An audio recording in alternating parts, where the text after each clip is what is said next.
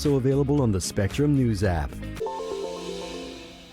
Now at the top of the 5 o'clock hour, appreciate you being with us. I'm Greg Angel. Right now, there is a state of emergency in effect for downtown Orlando. This is in response to the deadly overnight shooting on Orange Avenue. 2 people were killed, 7 others injured. Orlando Mayor Buddy Dyer announcing the state of emergency this afternoon with Police Chief Eric Smith by his side. This will mean for the next 7 days, all businesses must end alcohol sales at midnight for those in this downtown district. There's also going to be an area-wide curfew that will be in effect 1 a.m. until 5 a.m. for this area. Again, this will be in effect for 7 days. The suspect in the case now in jail. Police identifying him as 17-year-old Jalen Edgar. He was arrested here moments after the shooting as people started to scramble. Edgar is facing 2 counts of first-degree murder and 6 counts of attempted murder. A note here, we are naming the suspect, even though he is a minor, due to the severity of this morning's shooting and the charges filed against him. From the investigation to the story of a survivor and the impact of these new rules, we have live team coverage continuing. Our reporters are standing by. We'll have more on our top story at 5 in just a moment, but we do want to begin here with a quick check of your forecast and dual certified meteorologist Chris Gilson. Yeah, kind of a great one out there today. We're seeing a little bit of breaks in the cloud cover here at the 5 o'clock hour after a few spotty showers around the metro. Temperatures today reached the low to mid 80s, but with some of those light showers around, temperatures have fallen back down into the upper 70s. A live look at the Launch Credit Union camera there, showing some breaks in the clouds, but hold on to some of the cloud cover through the overnight. Temperatures fairly mild, upper 60s and low 70s. Tomorrow, a chance for some showers, especially to the south and east of I-4, with high temperatures returning to the lower 80s. Dude got aggressive immediately. Everything was so fast. I didn't have time to react to things like that. I just observed his body language. I knew it was a threat. Those are the words from Anthony Berry, one of the survivors of this morning's shooting on Orange Avenue. He had some stitches on his head from his injuries. During a press conference this afternoon at Orlando Regional Medical Center, Berry said he is doing okay. Orlando police have identified the suspect in this morning's shooting as 17-year-old Jalen Edgar. He was tackled and arrested really moments after the shooting. We are releasing his name due to his history and the severity of the charges that he's facing. Suspect had previously been arrested last year, police say, for grand theft. Now, the shooting has resulted in a local state of emergency. There is a curfew in place, 1 a.m. until 5 a.m., and alcohol sales are suspended as of midnight tonight. And these rules will be in place for a designated area for the next 7 days. We have been continuing to follow the developments of this story with team coverage since early this morning. Want to continue now with our Nicole Griffin. She is outside Orlando Police Headquarters for us this evening. Nicole, what more can you share with us about the suspect and also the quick response from officers during all of this? Yes, Greg, we heard from Orlando Police Chief Eric Smith this afternoon, who said that the 17-year-old who's currently charged with 2 counts of first-degree murder with a firearm and 6 counts of attempted first-degree murder with a firearm is not being cooperative with investigators. He says they are still trying to figure out where he got this gun and why he was downtown to begin with as they retrace his steps. Surveillance video from the Orlando Police Department shows the moments downtown Halloween celebrations were interrupted, with crowds running as shots were fired just after 1 a.m. The suspect can be seen looking at one of the victims at Orange Ave and Central Boulevard before firing and taking off towards Court Street. Police say the suspect then reappears on Orange Ave at Washington Street and fires again. This time, officers witnessed the shooting and are able to take the suspect down and into custody. With nearly 100 officers patrolling the area due to Halloween crowds, video shows the suspect walked by many of them and still decided to commit violence. We have experienced lately that brazen criminals are willing to come downtown and shoot and kill innocent victims right in front of our police officers. And it's unfortunate that the changes in the state concealed weapons laws have made it even easier for people to carry guns and bring guns downtown. Orlando Police Chief Eric Smith says he's proud of how his officers responded as they've proactively worked to make downtown safer. He says in the last 6 months, they've seized 151 guns in downtown Orlando and 309 over the last year. He says this morning's shootings marked the 18th and 19th homicide of 2024. At this time last year, there were 34. If you have that many people downtown and there's no way of checking people for weapons, checking people what their intent is, every once in a while you're going to have these kind of issues. Chief Smith says there's not a ban on weapons downtown because of the state's constitutional carry law. He says this morning's shooting is still a very active investigation at this time. They do not believe the suspect went into any bars and instead just parked his car and walked up into the area where the shooting happened. This morning, we also heard from the state attorney who says there are several aggravating factors in this case that could lead to the suspect being charged as an adult. However, he wants to see the investigation completed first. Reporting live in Orlando, Nicole Griffin, Spectrum News. Nicole, appreciate that. And you just heard Nicole reference Florida's constitutional law, which took effect July of 2023. The law means anyone that can legally own a gun can now carry it concealed without the government-issued permit. We did reach out to the governor's office following today's shooting, but we have not gotten a response back. 8 victims were rushed to the hospital during the early morning hours tonight. We are hearing from one of the survivors. But before we hear from him, our Maciel Leyva is joining us with an update on the conditions of the victims still in the hospital. Maciel. Greg, as of this afternoon, 4 of the victims are still here recovering at the hospital. 3 of the victims have been released, among them 20-year-old Anthony Berry, who was one of the survivors of this shooting. Anthony says everything was very quick and downtown was very crowded when that happened. Berry says someone was trying to de-escalate the situation when the suspect made a motion with his hand and pulled out a gun. Berry says he immediately crouched and heard a loud boom, followed by a white flash. He was shot and the bullet grazed his head.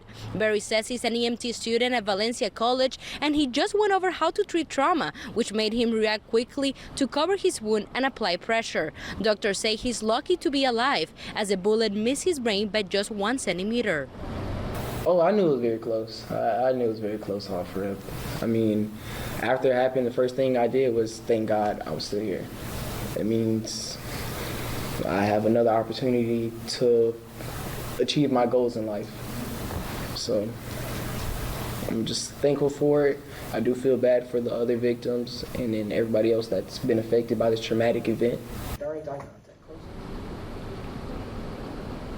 Trauma surgeon Dr. Joseph Ibrahim says the other victims who are still hospitalized are recovering from their injuries. We asked him if they're taking any additional measures to prepare for this weekend in terms of staffing. He said the hospital is ready to respond.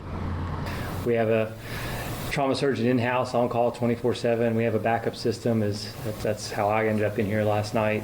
And then we also have a tiered program. We have a mass casualty call out that happens that did take place last night. Fortunately, we were able to call it off pretty quickly once we had a better assessment of things. Got it last night.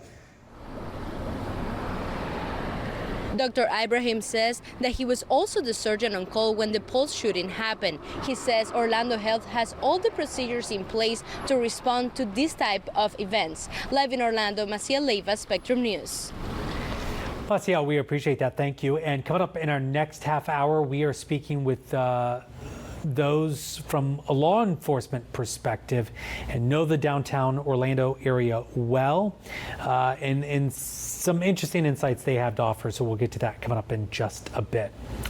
Understanding all those election mailers and advertisements, which flyer is sparking a bit of concern from Central Florida voters, and how much of your voting record is public? We're going to talk about that and weather on the ones in a moment.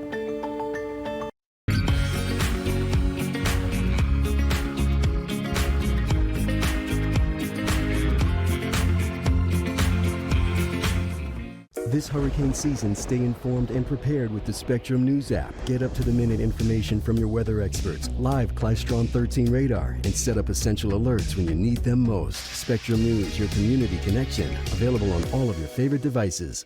Our community is top of mind when it comes to storms that may be moving into Central Florida. We want to make sure that you're prepared, not scared, and we'll ride out the storm together as a community. Watch the Spectrum News 13 weather experts exclusively on Spectrum. What if you never had to worry about what you could do? Because you could do anything. Anywhere could be the center of everywhere. And boundaries only existed to be pushed. So the only limit you faced was how big you could dream. What would you do then? Some pretty cool stuff, I bet. Yeah, that'd be some life. That'd be life unlimited.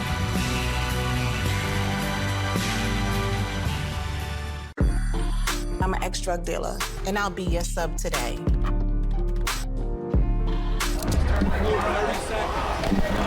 2 milligrams of fentanyl can be lethal.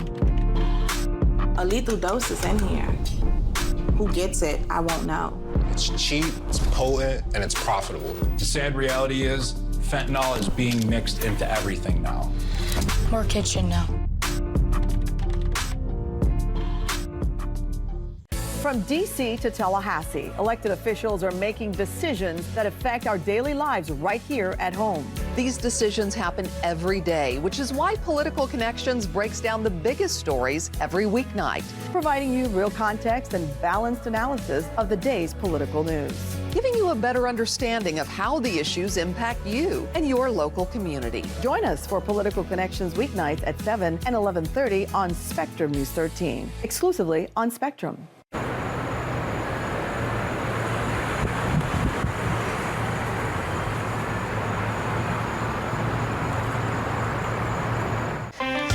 .511 on this first Friday of November. Welcome back into your Weather on the Ones. I'm meteorologist Chris Gilson. Pretty quiet start to the day, but then we had some clouds roll in, a few light showers that dropped our temperatures back down into the 70s if you did see the clouds and the rain. Now, the average high this time of the year in Orlando is 81. We're going to stay slightly above that average high of 81 through the weekend into early next week. So no substantial cool down heading our way anytime soon. Temperatures at the 5 o'clock hour, where we haven't seen the rain, we're still in the mid-80s. In Ocala at 85, 82 in the Villages, 80 in DeLand.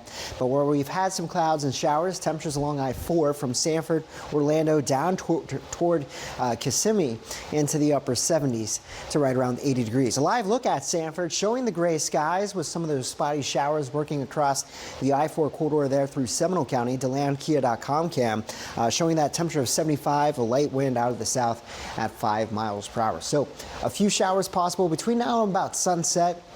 And then as we go through the night, skies clear out, temperatures back down into the lower 70s.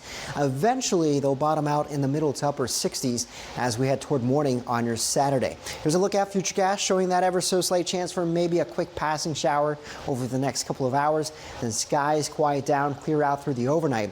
But as we head towards sunrise around 8 o'clock in the morning, we're looking at that chance for maybe some rain here along I-95 through Brevard County around Orlando and stretching down into Osceola County.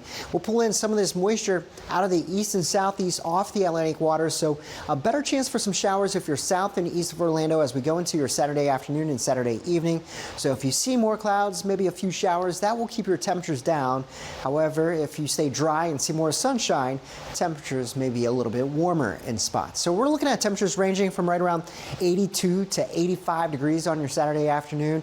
And then as we head into Sunday, we turn the clocks back 1 hour, looking at a slight chance for an isolated shower.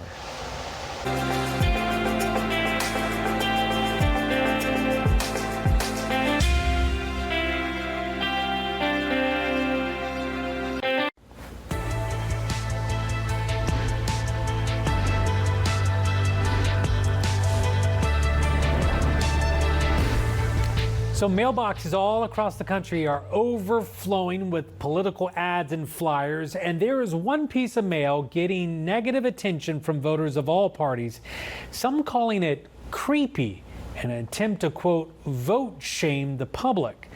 Here's Spectrum News 13's Jason Delgado with more about the so-called voting report card from the Center for Voter Information, a piece of mail you've likely received. Well, it's estimated right now that millions of these are in circulation, and they're all from the same company, the Center for Voter Information. This organization is telling voters that not only are they watching them, but they're also keeping track. Take a look. The letter includes details that some think are a little too personal. For example, whether or not you voted in the past, plus it shares whether or not your neighbors voted too. The group says they just want to motivate voters. However, the letter's end is kind of eerie. It says they'll review your records and determine whether or not you did indeed vote by Tuesday. I assume, again, that their effect is they want to just try to encourage people to vote, either to request a ballot and turn it back in or to show up on election day.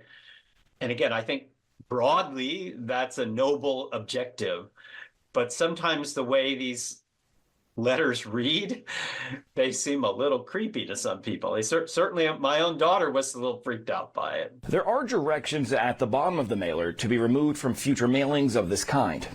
For what it's worth, all this information is publicly available. Now, in Florida, you can go ahead and you can look up someone's party affiliation and whether or not they voted, but you cannot tell who someone specifically voted for. In Tallahassee, Jason Delgado, Spectrum News. We did receive a statement from the Center for Voter Information. That statement reads in part, quote, "Those who can vote and have previously participated often are inspired to vote when shown their record as it compares to those in their community.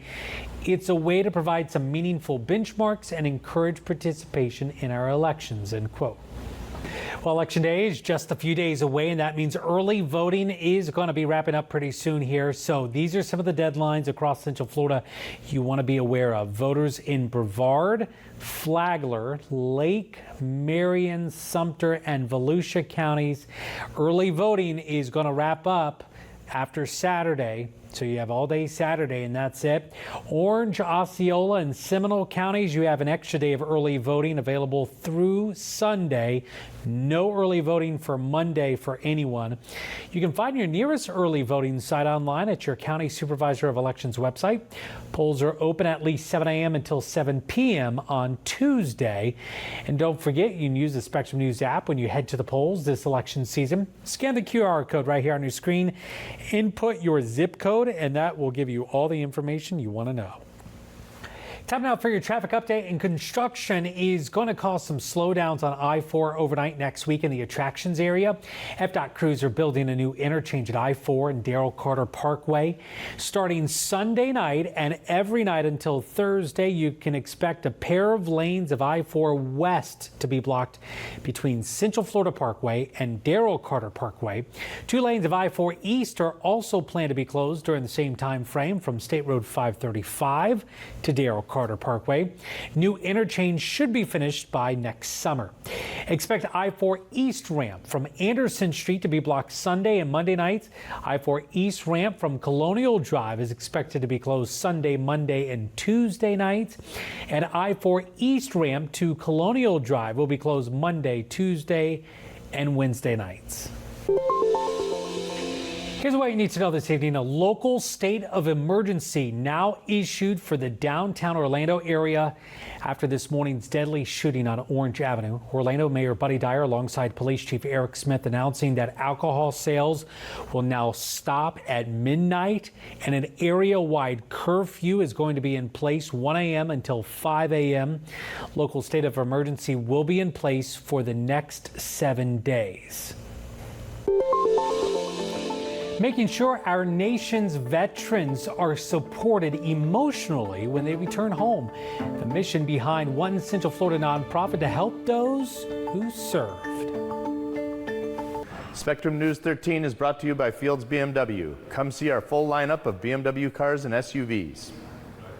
Here are your winning lottery numbers.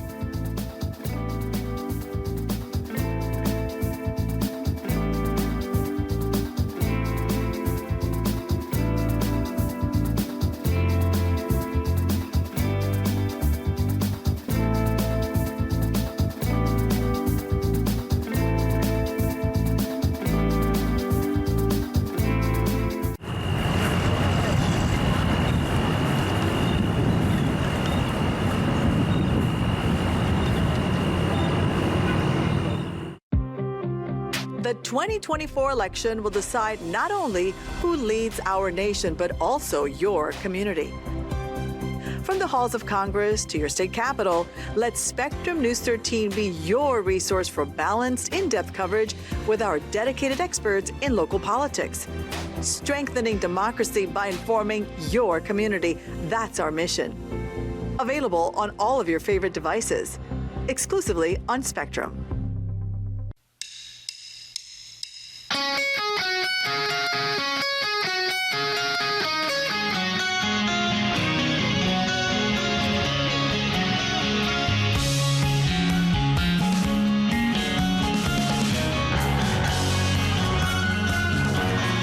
When you never have to worry about thinking too big? Because you have a connection that's ready for anything. That's Life Unlimited. That's Spectrum.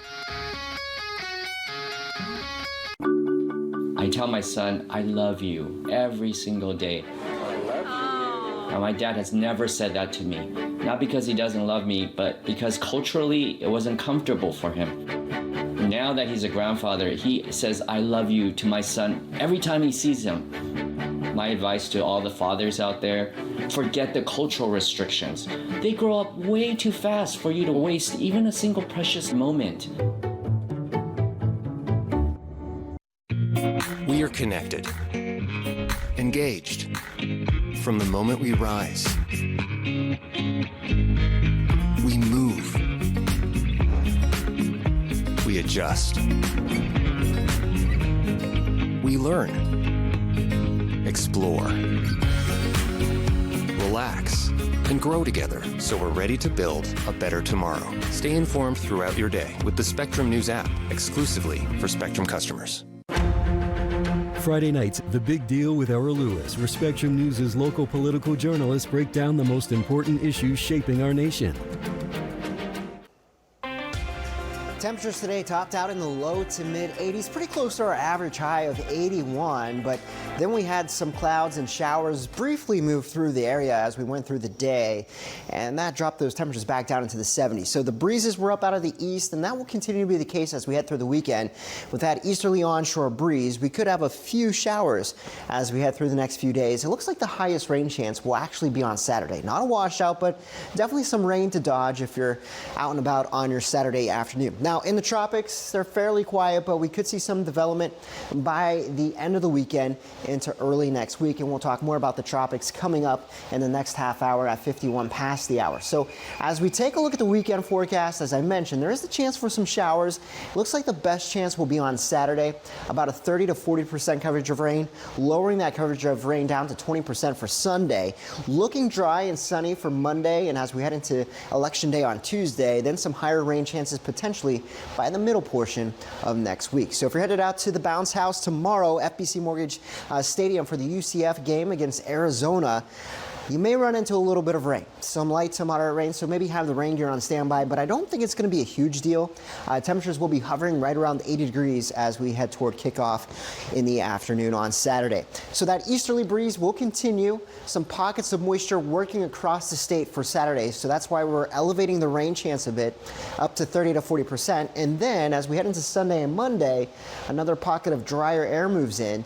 So by Monday and Tuesday for the election, we are looking at dry, sunny skies. Now we're going to be turning our attention down to the Caribbean as we head toward midweek, because notice some deeper tropical moisture here starts to move northward. So this could be around the next potential tropical depression or tropical storm that may develop. Of course, nothing has developed just yet. So until it does develop, it's too early to know where it may or may not go, but it is still hurricane season, and that runs through November 30th. The winds are still going to be a factor here, right around 10 to 20 miles per hour through the weekend, even into next week. So that's going to make for hazardous surf. The rip current risk was high today, and that will continue to be elevated through the weekend. Out on the waters, mariners will find seas running at 5 to 6 feet, with winds out of the east at about 10 to 15 knots, maybe a little bit stronger at times as we head into your Saturday afternoon. So here's a look at the extended forecast showing that low rain chance on Sunday as we turn the clocks back 1 hour.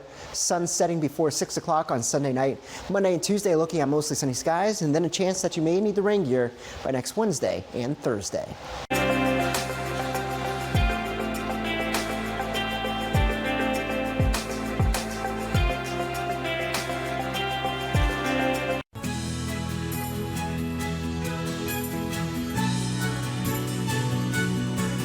November marks National Veterans and Military Families Month, and throughout this month, we are showcasing issues that impact the veteran and military family communities.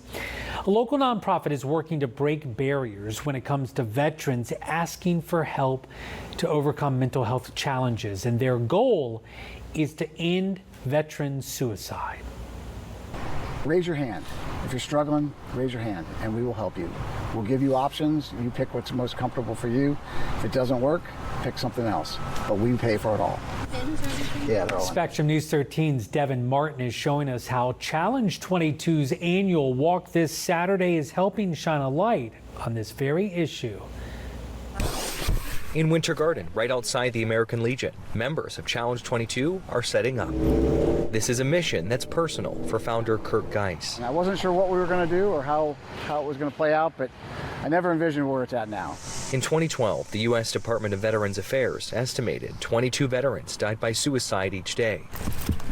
That's why Kurt named the volunteer-led nonprofit Challenge 22.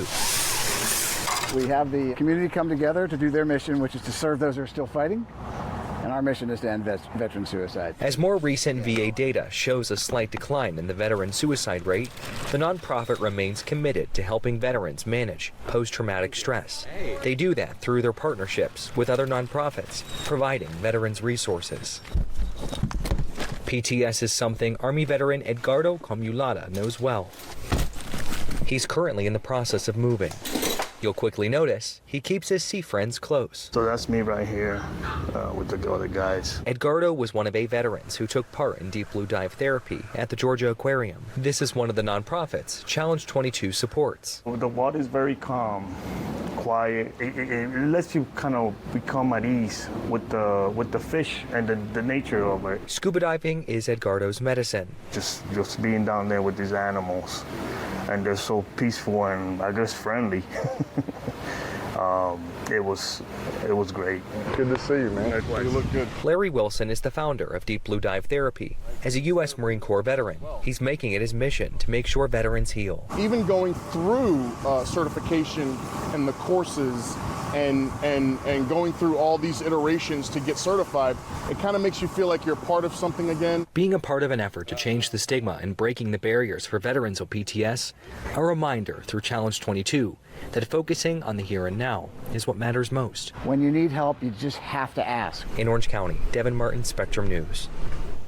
The 8th annual Challenge 22 walk is set for 9 Saturday morning at American Legion Post 63 in Winter Garden. Money raised from the event is going to nonprofits who provide veteran resources.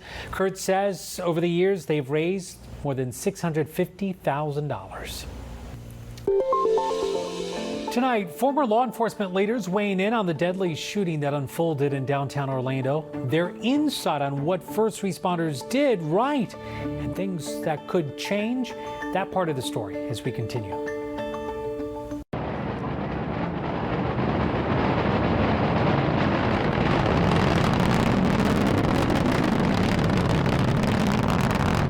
At Spectrum News, we're committed to strengthening the fabric of local communities through our reporting, with stories that inspire and news that matters on your smart TV and connected devices. Streaming live 24/7, plus on-demand weather forecasts. It's all there as you step outside with the Spectrum News mobile app, keeping you informed and in the know throughout your day. Spectrum News, your community connection, exclusively for Spectrum customers. Now available on your favorite devices. At Spectrum Enterprise, we give over 80% of the Fortune 500 the technology solutions they need to meet their growing business demands. Whether it's ultra-fast connectivity, seamless transactions, safe and secure data, or reliable always-on technology, these businesses demand better, and we're here to deliver it. Get a network you can rely on with our 100% uptime SLA guarantee. Whether it's our stories,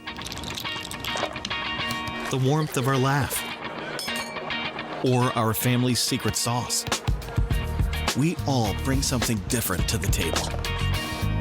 So make some space. The power of connection is waiting right outside your comfort zone. Learn how you can help strengthen your community at belongingbeginswithus.org. Spectrum.com/team up. Spectrum News 13 is committed to helping today's students become tomorrow's scientists through Project Weather. Congratulations to the 2024 scholarship winners for their dedication and achievement. We are now accepting applications for the 2025 Project Weather scholarships. If you're a high school senior who excels in science, head to our website to find out how to apply. Spectrum News 13, exclusively on Spectrum.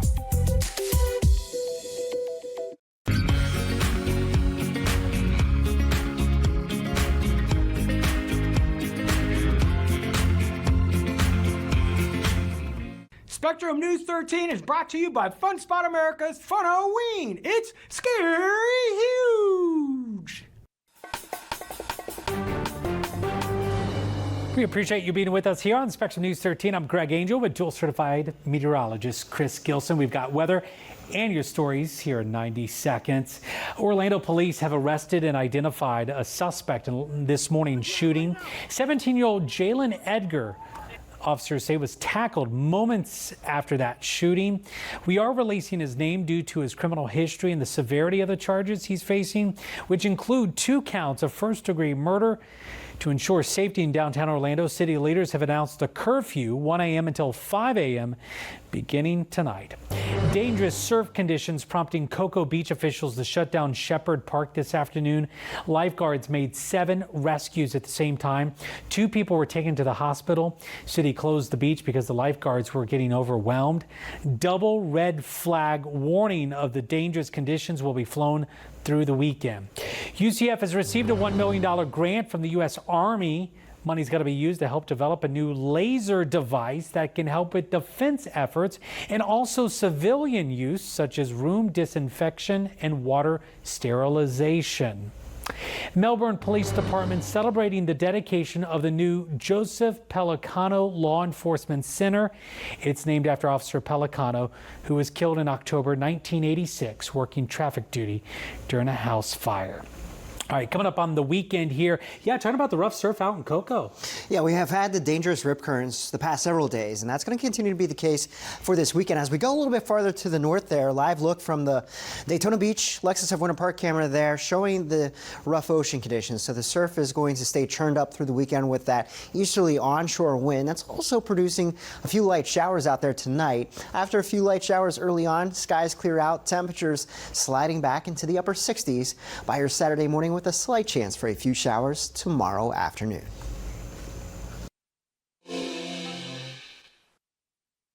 Changes after this morning's deadly shooting. Orlando Mayor Buddy Dyer issuing a local state of emergency. It effectively ends alcohol sales at midnight, and it puts a curfew in effect 1 a.m. until 5 a.m. for the next 7 days. Let's continue our team coverage here. Spectrum News 13's Randy Roush live for us in downtown, right near where that shooting took place. So Randy, since 2020, there's been various ordinances and rules in effect. What more are city leaders saying about their efforts to try to prevent crime? Both the mayor and the police chief say they will not tolerate crimes like this. So they have set up a local state of emergency. Now, this is where that deadly shooting occurred this morning here at the corner of Orange Avenue and Central. One nearby business shut its doors for safety. When you're a popular smoke shop in downtown Orlando, you're always prepared for the unexpected. Manager Maria Leon has a taser ready to go. So we have it on the drawer. This is a taser in case they will need it. That along with security cameras to keep employees safe. Yeah, we have cameras around the store, one there, and we also have cameras in the front door. Workers here reacted quickly after the shooting Friday morning, closing the shop after hearing about gunfire. They need to figure out, they need to see what was the secure thing to do. Stay in the store, close the store, or just close the store and go home. They took the decision to go home. That's perfect. Friday's early morning shooting took the lives of 2 and injuring 7. Mayor Buddy Dyer says the safety of the city is his #1 priority. This morning's tragedy, I'll be issuing a local state of emergency for establishments within the downtown entertainment area that will end alcohol sales at midnight. and implement a curfew at 1 a.m. to 5 a.m. Smoke shop employees say they have felt safe downtown up until Friday's shooting. Tiana Green, who walks to work every day, says the homeless have been her biggest threat. I was also assaulted and I filed a claim, but that person was also on drugs, illegal drugs, and that kind of scarred me and scared me. But like I said, I have to push past my fears. I spoke with the manager of that smoke shop late today. She says this new curfew will hurt their business because most of their customers don't purchase things until late in the night on into the early morning hours. Live here in downtown Orlando, Randy Roush, Spectrum News. Randy, appreciate that. Also getting a lot of reaction from top law enforcement leaders reacting to this shooting. Again, 2 people killed, 6 injured in downtown Orlando. Spectrum News 13's Maria Serrano joining us live tonight from outside Orlando Police Headquarters. So Maria, you spoke with a former Orlando Police Chief and a former Orange County Sheriff about this shooting. What are they saying? Greg, tonight experts praising how Orlando police acted throughout that tragedy. I can tell you that at this point, they are really praising the PD for their swift actions, for 1, saving lives, and 2, stopping that threat. And we know at this point that nearly 100 OPD officers were working on Halloween night. Nothing can prevent a situation like this from ever happening, especially when you're dealing with the masses. Former Orlando Police Chief Orlando Rolone says he has no doubt Orlando police saved lives on Halloween night. The presence allowed for the individual not to hurt someone else when the one officer tackled him, which very commendable what that officer did. Chief Rolone, who served 30 years with OPD, says he understands how to police the large crowds that frequent downtown Orlando. The city of Orlando is very used to working these type of events, but it's challenging, very challenging. He says that's because there's a large concentration of bars in a small area with hundreds gathering. Short of fencing the entire downtown area and having checkpoints everywhere, every alley, every street, it's very difficult to do that. But as we have seen at the theme parks, there are entry points and exit points, and it has worked very well there. Former Orange County Sheriff Kevin Berry served as the top law enforcement official in the county from 1993 until 2009. This is a definite mass shooting incident. It's a very sad situation, and another one that we have to work through in the Orlando area because it's probably less than 2 miles from the Pulse incident. Berry says Orlando police responded quickly and the shooting investigation will go on for several weeks to uncover the facts. What was the motives? Why did it happen? What can we do to prevent it later?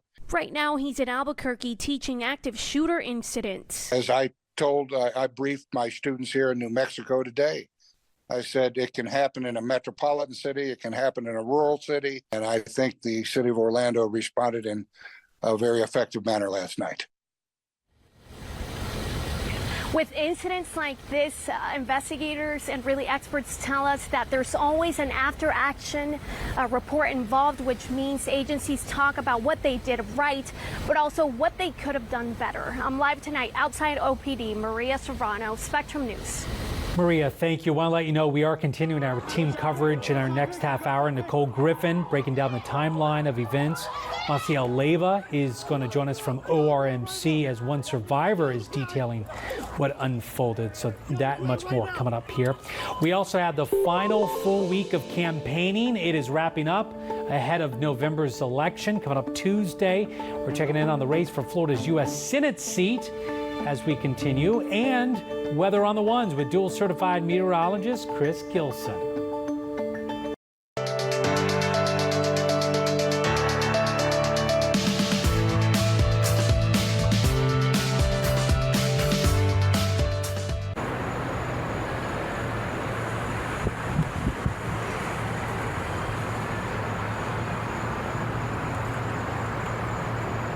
My favorite thing about Central Florida is the people, our neighbors, our friends, our coworkers. There's something so special about those early morning hours, and it feels amazing to go out into the community sharing real, authentic stories. When you connect with someone at a personal level, there's a trust.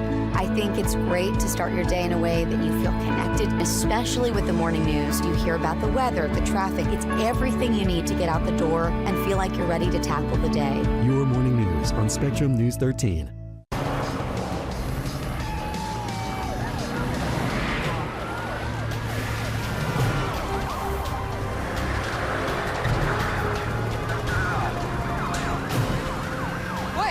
What is it? Why are we zooming out? It's peak time. T-Mobile Home Internet relies on cell phone towers, so when the network gets busy, things can slow down. I hate peak time. Get faster, more reliable internet speeds. Get Spectrum. Where did the time go? I don't know how I got here. You've done the hard part. You quit smoking. Now do the easy part and get scanned for lung cancer. If you smoked, you may still be at risk, but early detection could save your life. Talk to your doctor and learn more at savedbythescan.org. At Spectrum News, we're committed to strengthening the fabric of local communities through our reporting, with stories that inspire and news that matters on your smart TV and connected devices. Streaming live 24/7, plus on-demand weather forecasts. It's all there as you step outside with the Spectrum News mobile app, keeping you informed and in the know throughout your day. Spectrum News, your community connection, exclusively for Spectrum customers. Now available on your favorite devices.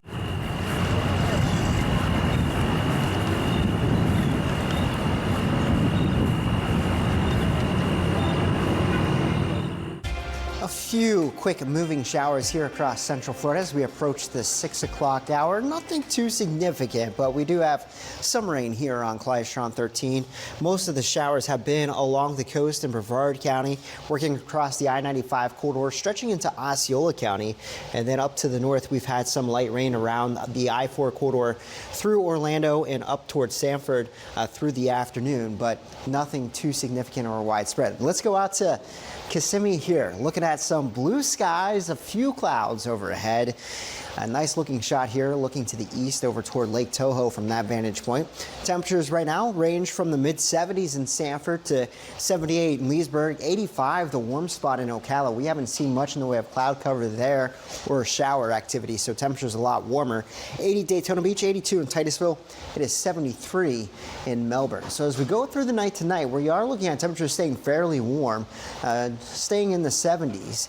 And then as we head toward morning, temperatures will be dropping back into the middle to upper 60s. Here's a look at Clystron 13 Futurecast, showing that chance for a few hit-and-miss showers over the next couple of hours. Anything out there will start to fade beyond sunset as we approach 7 o'clock. And then as we go through the overnight, we're looking at quiet skies. We'll wake up to the chance for some showers, though, pretty early on. Between 8, 9, 10 o'clock in the morning. Could have some of that rain working across the I-4 corridor, stretching down into southern Brevard County, Osceola County, into Polk County, and spreading from east to west. Not a washout, but a chance for some showers as we go through the day tomorrow. Maybe a spot shower or two on Sunday.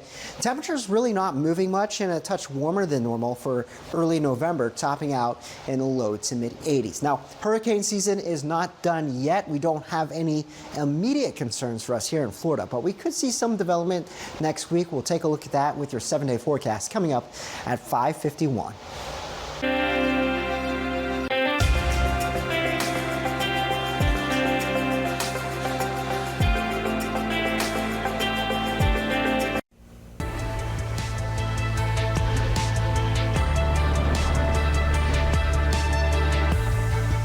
Only a few days to go until the November election. U.S. Senator Rick Scott campaigning in Hillsborough County as part of his final tour through the Sunshine State.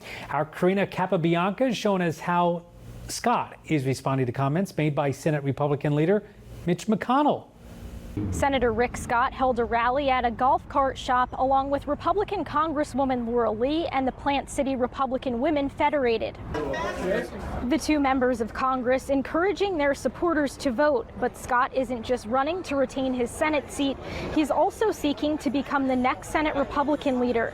The current Senate Republican leader, Mitch McConnell, is leaving the post in November. A new biography of McConnell, called The Price of Power, reports McConnell blasted Scott for the way he ran the National Republican Senatorial Campaign Committee in 2022, when Democrats held on to the Senate. McConnell also hit Scott's plan to rescue America. According to the book, McConnell said, quote, "I think he did a poor job of running the Senate Campaign Committee. His plan was used by the Democrats against our candidates as late as the weekend before the election." Scott ran against McConnell for the leadership role in 2022, but lost. Scott had this to say Friday about McConnell's remarks in the biography. He doesn't like that I ran against him. It's as simple as that.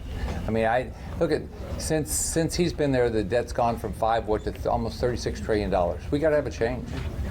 And I was the first one, the only one that's ever been willing to run against him. I know that we have to have a change. He doesn't want change. Scott also hit against Hillary Clinton's upcoming visit to Tampa Saturday. Scott's campaign spokesman said in a statement, quote, "Senator Rick Scott and Donald Trump are working their butts off to ensure that, like Hillary, Kamala Harris gets nowhere near the presidency and Debbie Mucarsel-Powell gets nowhere near the Senate." Hillary Clinton narrowly lost the state of Florida in 2016 when she ran for the presidency. In Plant City, Karina Capabianca, Spectrum News. Well, on the other side of the race, Debbie Mucarsel-Powell was campaigning in Miami at a senior center. Our Jeff Allen is in Miami. After traveling throughout the state of Florida, Debbie Mucarsel-Powell is focusing her final days of this U.S. Senate campaign here in South Florida, in and around Miami, where today she did some radio interviews and then canvassed through several communities, including some college campuses. On Thursday night, Mucarsel-Powell held a couple of rallies in the Miami area, one in Miramar, where there's a large Haitian and Puerto Rican population. She held another rally at a senior center in Miami Gardens, a predominantly African-American community. There she was joined by a rising star in the Democratic Party, Texas Representative Jasmine Crockett. I am everywhere because I truly understand how high the stakes are in this country. And at the end of that rally, and at the end of another busy day on the campaign trail, Mucarsel-Powell joined a group in prayer.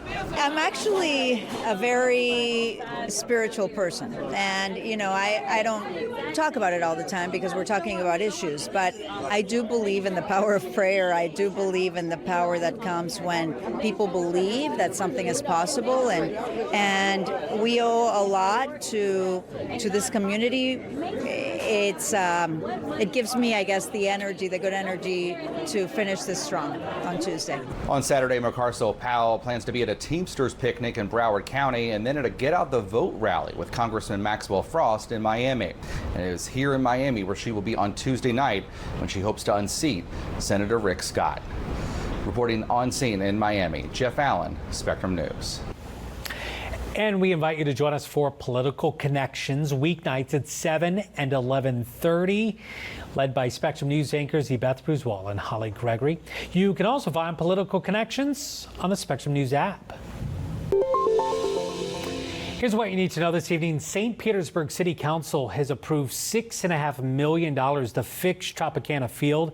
Two firms will be in charge of clearing the pieces of the roof that are still on the ground inside. They'll also remove all the damaged turf and waterproof things like the scoreboard and seating areas. The roof tore off from strong winds during Hurricane Milton last month.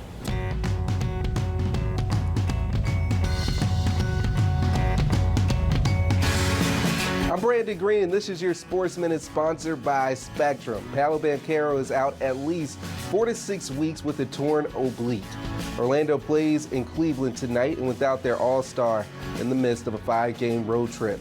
Banchero and guard Anthony Black knows the team will have to step up in his absence. this is a great opportunity for us to just come together as a group, grow even closer. Definitely next man up, just guys step up. If we all lock in and kind of figure it out as P gets healthy and comes back, I think that's where we become dangerous for that middle and back half of the season. Let the celebration begin. The LA Dodgers did not get a championship parade because of COVID-19 restrictions when they won the World Series 4 years ago, but now they do. The Dodgers defeated the New York Yankees 4-1 for their 8th World Series title on Wednesday night. And for all the latest local sports news, join us every night on Spectrum Sports 360. An annual tradition returning to Central Florida. We're going on the town for Greek Fest.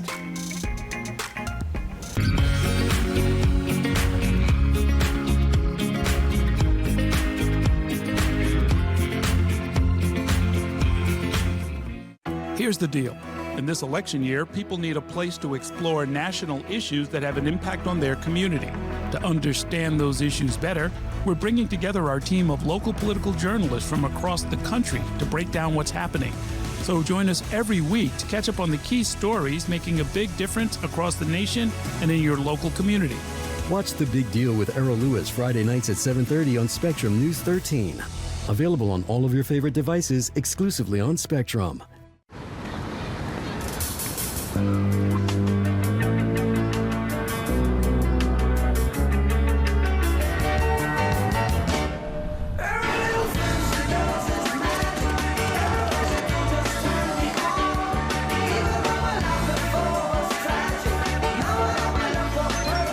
No matter what your dream is, Spectrum Business can connect you to it.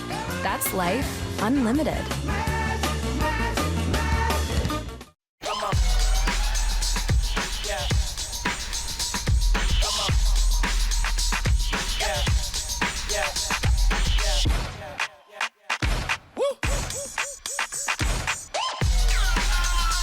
You're not going to get it all right.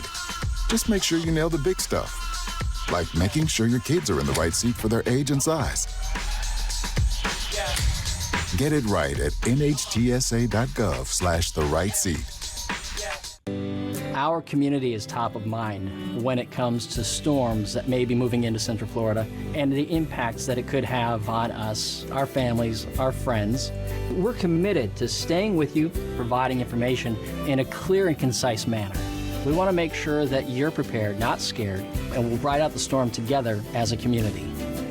Watch the Spectrum News 13 weather experts on your TV and on the go with the Spectrum News app, exclusively on Spectrum.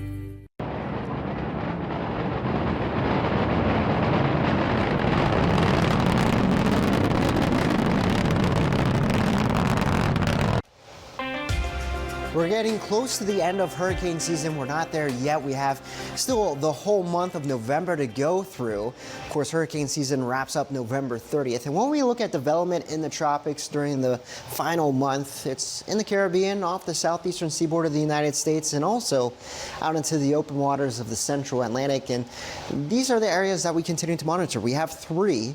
There's one that now has a medium chance to develop here. This would be a broad area of low pressure to the east and northeast of Bermuda in the open waters of the north central Atlantic, closer to the Azores.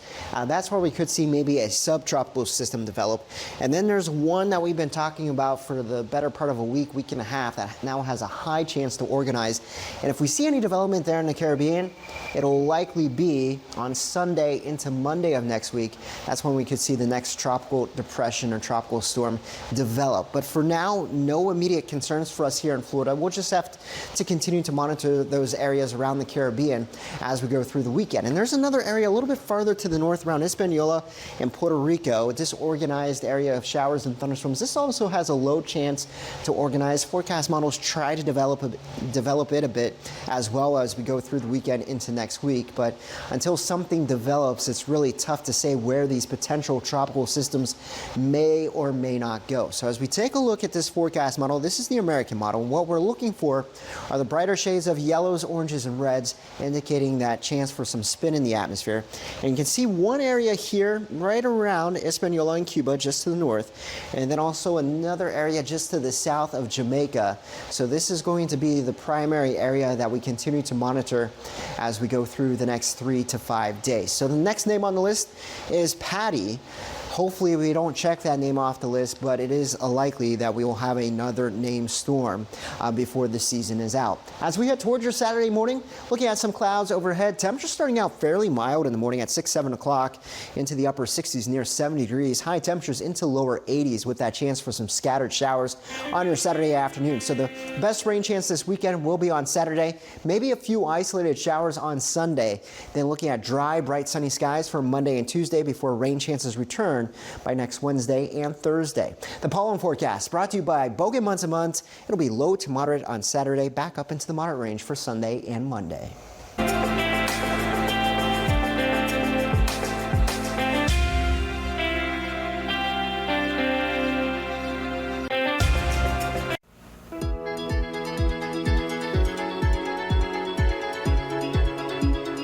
All right, check this out. There is an annual Fall Fest rounding up all the Greeks.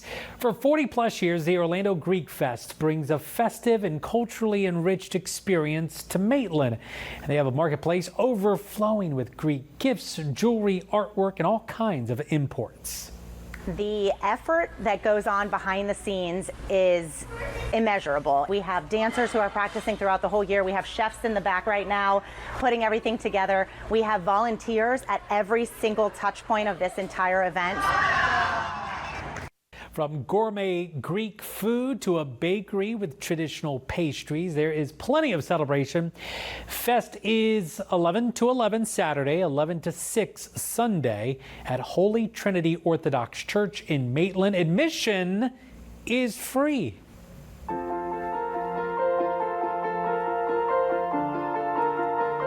Let's talk about your health. We are approaching respiratory virus season, and experts say you may not need to throw out your expired COVID home test just yet.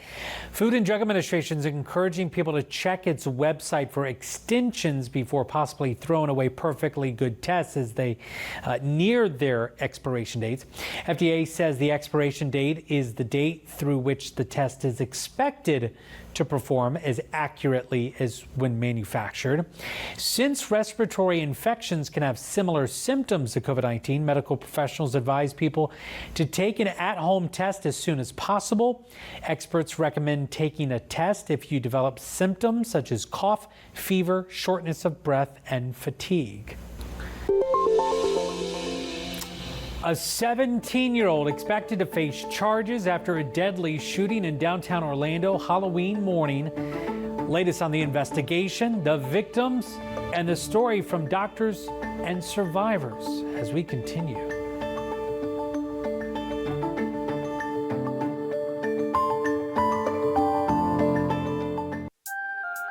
I'm Todd Miner, and it's now time for a look at what's happening in our community, presented by the expert injury attorneys at Todd Miner Law.